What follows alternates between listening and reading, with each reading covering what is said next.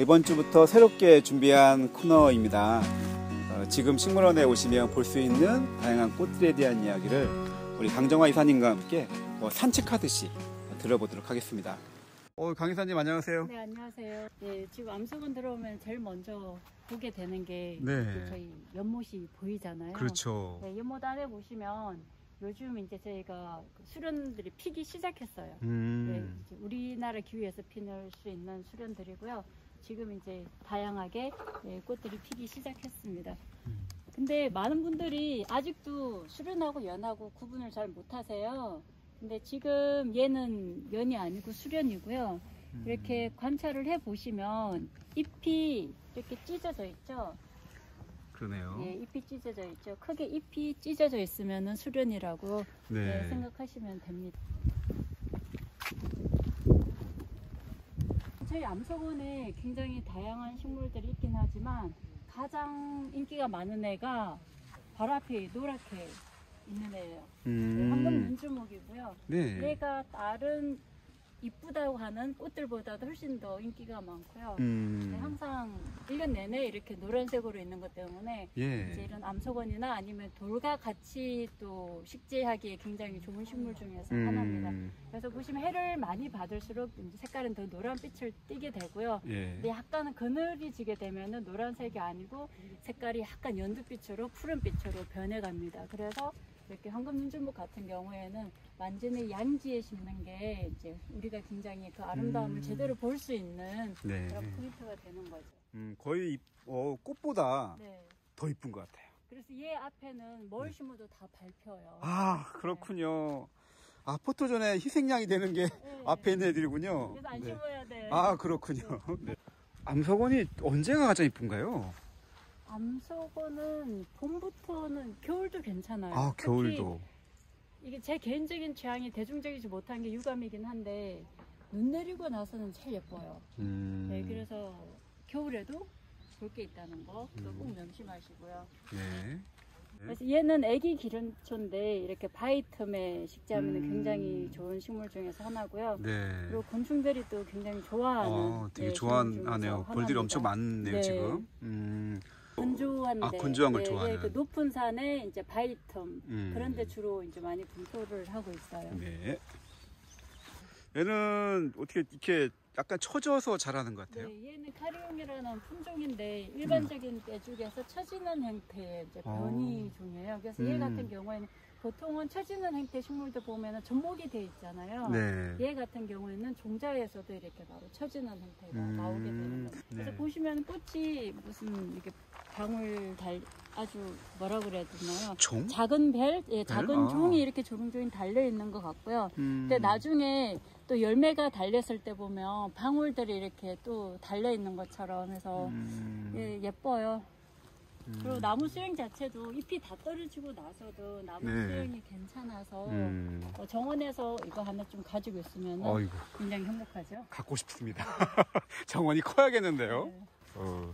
그리고 요즘 보면 이제 많이 피기 시작하는 게 이것도 페랭이 종류예요. 네. 네, 이제 다이안데스 델토이데스라고 그러는데 중국 원종이긴 하지만, 자생이긴 하지만, 얘 같은 경우 요즘 페랭이들이 많이 피거든요. 그래서 페랭이들은 꽃 타입 보시면은 이게 페랭이를 닮았나요? 닮은 것 같아요. 닮은 것 같아요. 네. 제 생각에는 참 먹지스럽다는 생각을 네, 가끔 제가 한번 합니다. 실제 사진과 비교해 보겠습니다. 네, 네. 페랭이 종류들이 요즘 많이 네. 피기 시작했어요. 요즘 또 많이 볼 수 있는 식물 중에서 하나가 이제 우리나라에서는 이게 참조팝이거든요. 예, 참조팝 같은 경우에 이제 올 말 정도에서 이제 꽃 피기 시작하고요. 그래서 요즘 산에 가도 얘가 피는 거 이제 피기 시작하기 때문에 많이 볼 수 있습니다. 그래서 우리가 보통 조팝나무 하면은 이제 봄에 흰색으로 피는 그쵸. 거 있잖아요. 네. 걔 말고 이제 요즘 6월 정도에서 또 피는 이제 붉은 조팝 종류가 있고요. 네. 많은 분들이 네. 금낭화 언제 파종이 되느냐고 여쭤봐요. 금낭화 씨앗이 달렸어요, 지금. 네, 지금 보시면 네, 그거 한번 답변해 주세요. 보면 아직도 꽃이 있어요. 아직도 꽃이 있네, 진짜. 아직도 꽃이 있고요. 네. 그래서 이게 끝부분이 있는 게 아무래도 제일 늦게 피는 거고요. 네. 이게 꽃대가 이렇게 있으면은 조롱조롱 폈잖아요.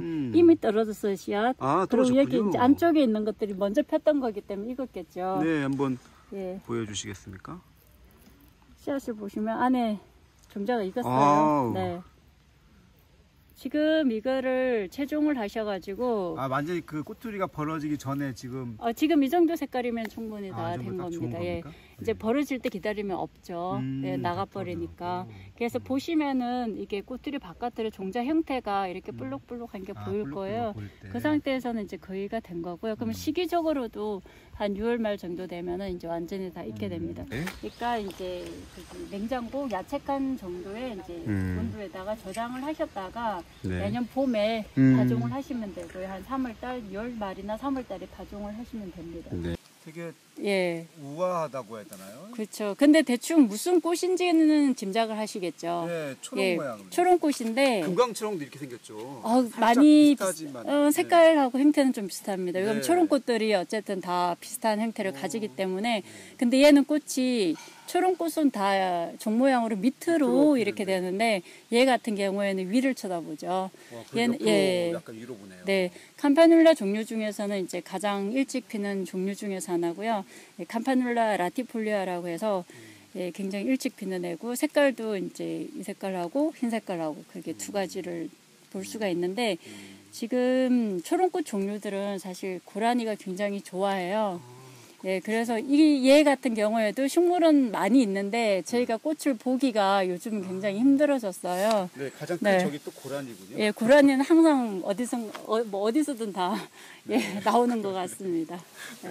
예, 근데 지금 보시면 원추리 같은 경우에도 보통 원추리 하면 여름꽃인데 애기 원추리는 이제 5월달부터 피기 시작하죠.